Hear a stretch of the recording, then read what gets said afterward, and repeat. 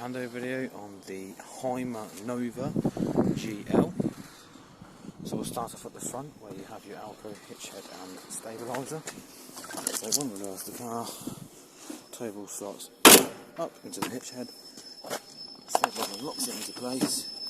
You'll see a green light here to indicate that the toe ball is in there to release. Stabiliser up, handle up releases the toe ball. Breakaway cable, jockey wheel and handle, handbrake, 13-pin plug, which does your 12 volts to the fridge if your car is wired correctly, and your exterior lights, as you'll see around the van. Also fitted have an ATC, and when connected to the car, ATC will activate and will go flashing or solid green. Gas locker, you have two slots for two propane gas bottles, 6 kg, bulkhead regulator, spare wheel, wheel chocks, and obviously storage. Around the offside, have your gas point, your 240 mains inlet, exterior TVs point, toilet cassette, so ready to put out, lift the handle up, cassette slot out to empty the toilet cassette. As you see around the van, all your lights are working.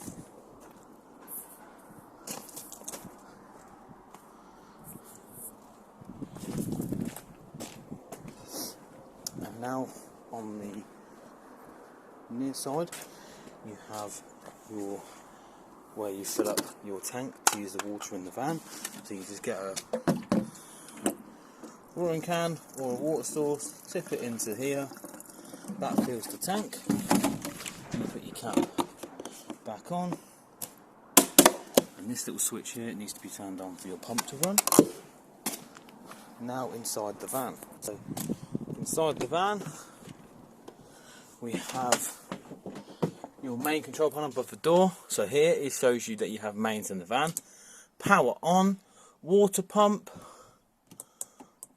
volt, shows how many volts are in the van, and obviously the tank level, which your tank is under here, like so. This knob here, when turned clockwise, it locks the drain valve, and when it's open it will empty all the water out. Also above me here we have all the internal lights, and then obviously the awning light there, which does that like so. So when ready to run water through, you make sure that this button here is turned on, open the taps, and you'll get water directly from the inboard tank. Obviously in the kitchen, bathroom, and the shower, like so.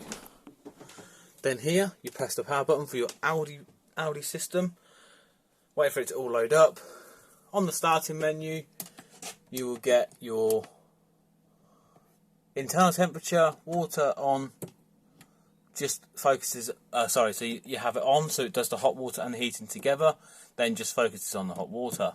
You have 1, 2 or 3 kilowatt and gas.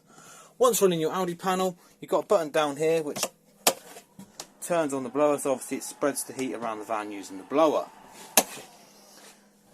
Across from me here we have your Thetford oven, where you have your electric hob here with 1 to 6, and then you have your gas hobs and gas grill.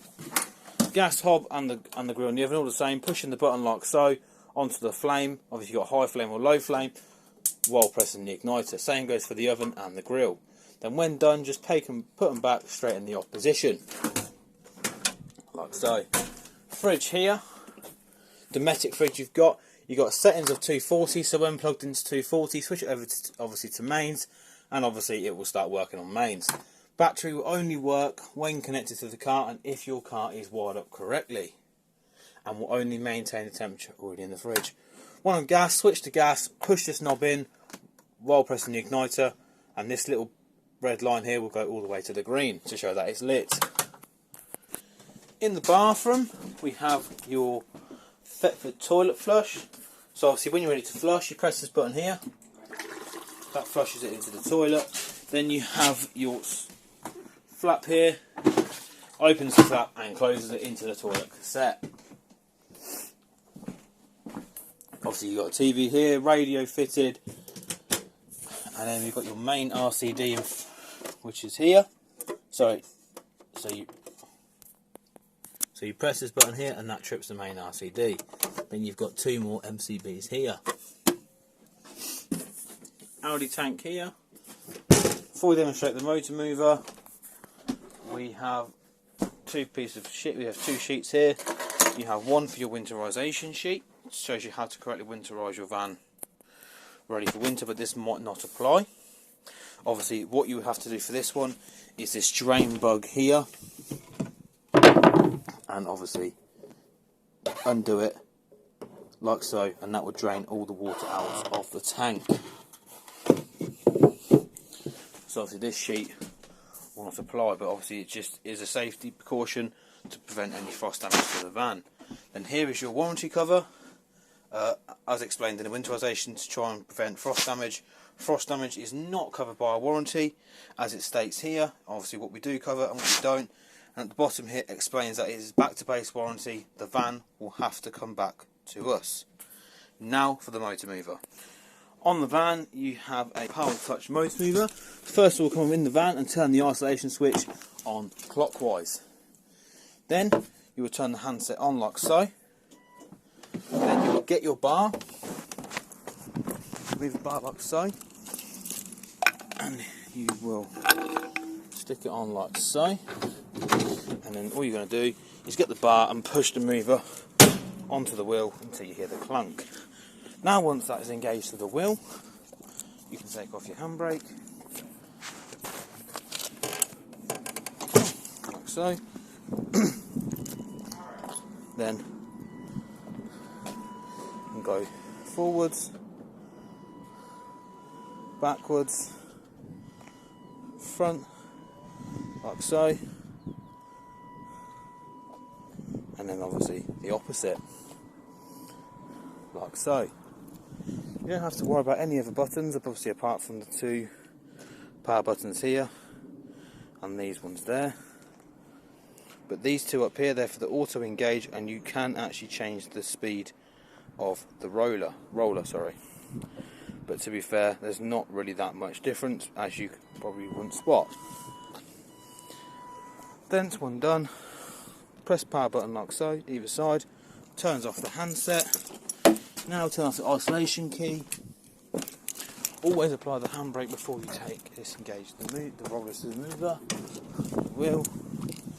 Then disconnect like so.